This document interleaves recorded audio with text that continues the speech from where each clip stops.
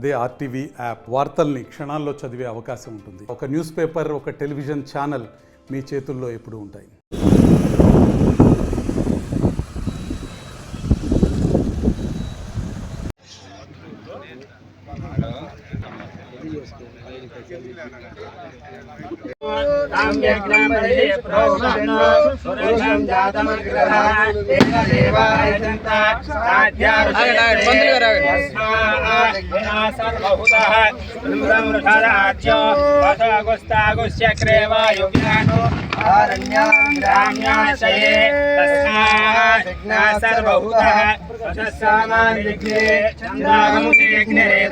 Request మీద ఈ ప్రాంతంలో లో వోల్టేజ్ ఉందని చెప్పడం వల్లే వాళ్ళ 4 కోట్ల రూపాయలతో ఇక్కడ సబ్స్టేషన్ ప్రారంభించడం జరిగింది.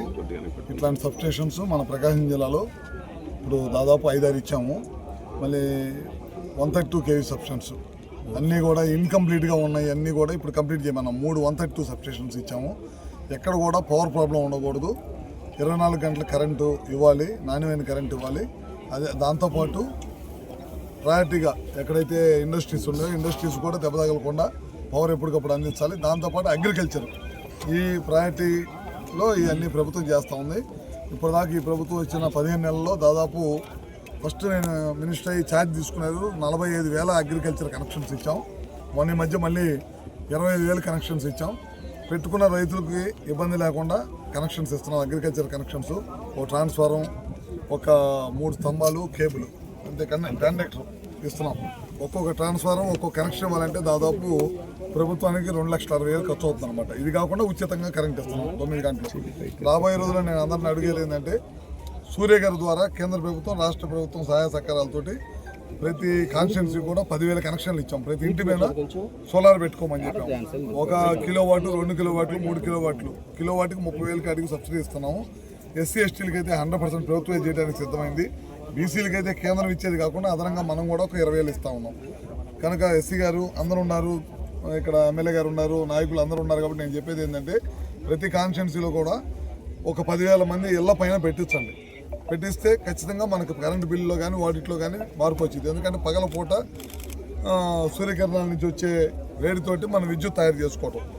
అదే కాకుండా ప్రభుత్వం ఇప్పుడు ప్రతి సబ్స్టేషన్ దగ్గర పొలం కౌలు తీసుకోనో లేకపోతే ప్రభుత్వ భూములనో ఎక్కడో చోట అక్కడ ఎంతమంది రైతులకి మోటార్లు ఉంటాయో కుసుమ్ ద్వారా మనం ఇవాళ సబ్స్టేషన్ దగ్గరే పవర్ తయారు చేసి ఆ సబ్స్టేషన్ 11 kV లైన్ కానీ 33 kV సబ్స్టేషన్ కానీ పవర్ అందిస్తాము. తద్వారా రైతులకు పూర్తిగా నాణ్యమైన విద్యుత్ 9 గంటలు. గతంలో లాగా 4 గంటలు పగలేసుకోండి మోటార్లు, మళ్ళీ సాయంత్రం పూట 4 గంటలు రైతుల పూట వెళ్ళేసుకోండి, 4ంటికి లేచి రైతులు పొలాల మందికి వెళ్ళమంటాం. ఇవి లేకుండా డే టైమే కంటిన్యూగా పవర్ ఇవ్వాలనే ప్రయత్నం చేస్తాము. తొందరలోనే అవి కూడా స్టార్ట్ చేస్తాం. టెండర్ ప్రక్రియ అయిపోయింది. అది ఒక 2 నెలల్లో మళ్ళీ పనులు స్టార్ట్ చేసి అన్ని చోట్ల కూడా సబ్స్టేషన్స్ ఎక్కడ ఉన్నాయో అక్కడే పవర్ తయారు చేసి అక్కడే రైతులకు ఇచ్చే కార్యక్రమం కూడా ఈ ప్రభుత్వం చేస్తుంది. మరిన్ని వీడియోస్ కోసం ఛానల్ ని సబ్స్క్రైబ్ చేయండి. లేటెస్ట్ అప్డేట్స్ కోసం వాట్సాప్ ఛానల్ ని ఫాలో అవ్వండి. ఆ లింక్ డిస్క్రిప్షన్ లో ఉంది.